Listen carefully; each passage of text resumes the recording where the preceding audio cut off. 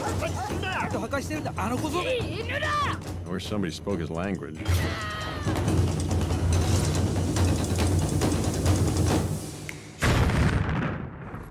Wow.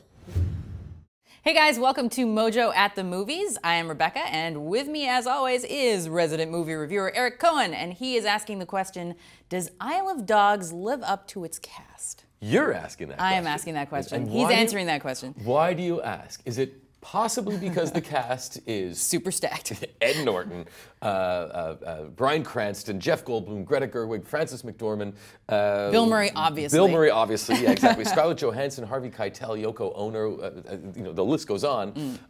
So does it live up to its cast? I'd say yeah.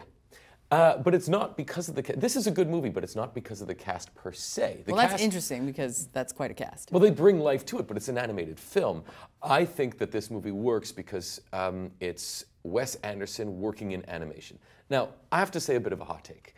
I'm not a huge Wes Anderson fan, especially his most recent movies. I loved the early stuff. I loved Rushmore. I loved The Royal Tenenbaums.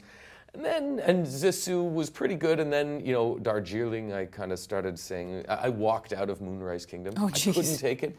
And then Grand Budapest, I thought was Too much good. symmetry for you? Too much symmetry. But that's exactly the point, is that I find his movies is all too often too much style.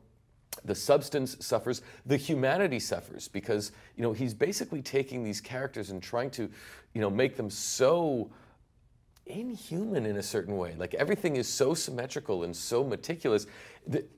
To skip ahead a little bit, there's a making of that I'll talk about later for this movie, where some of the animators talk about how they're taking inanimate objects. They're inanimate objects, but we have to bring life to them. And I find that all too often Wes Anderson's movies are the opposite, where they're taking real human figures and taking the life out of them. So for me, it's really nice to see him doing animation.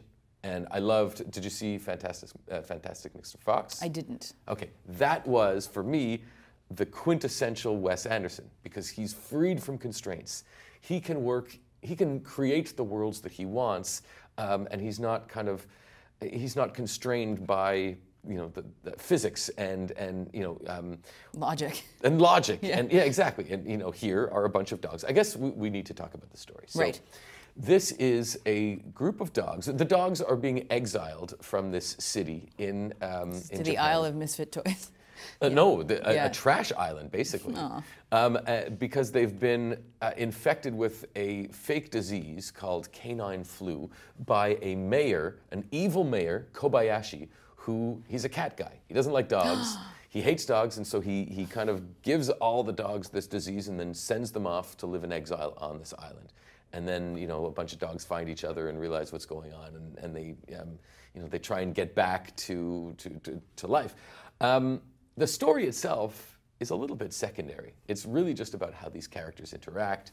And this is the perfect opportunity for Wes Anderson to really be himself. Right.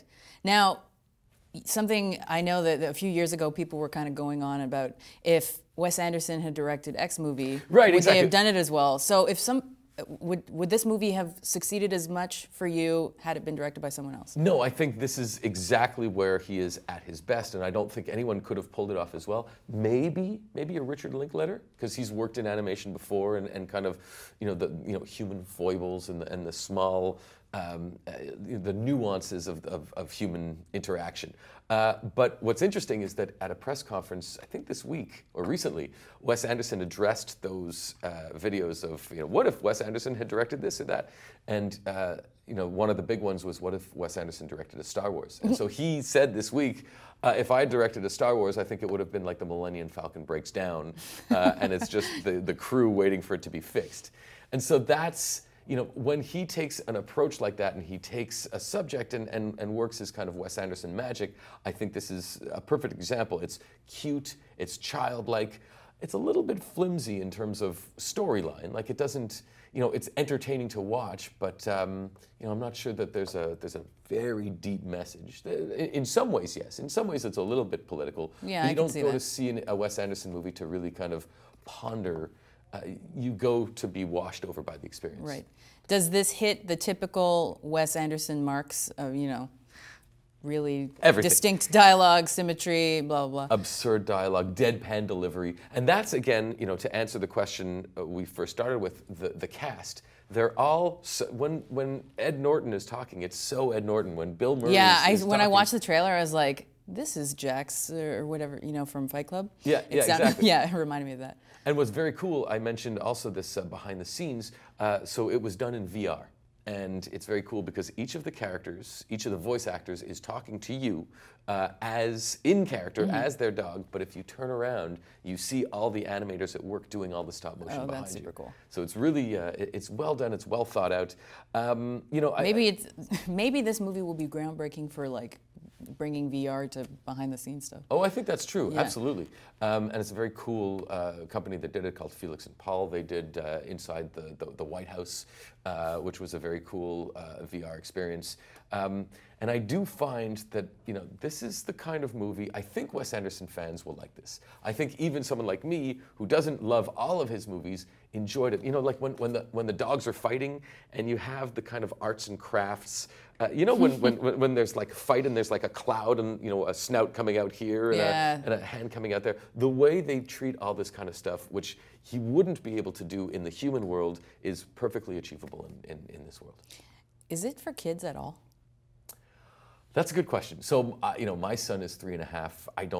I think it would go right over his head. I think it's entertaining enough to watch so that most kids would like it, but it is for adults, the way Fantastic Mr. Fox is. Well, that sounds, I watched the trailer and I was very intrigued, and I hadn't been before, so. And if you love dogs, this is, because I love dogs. I love dogs. I love dogs. Yeah, See so what they did there? This is a movie for dog lovers, and humans of all ages. All right, well, I'll have to check that out for the love of dogs. For the love of dogs. Thanks for watching, guys. See you next time. An outbreak of dog flu rips through the city of Megasaki. Mayor Kobayashi issues emergency orders, calling for a hasty quarantine. Trash Island becomes an exile colony. The Isle of Dogs. I don't think I can stomach any more of this garbage.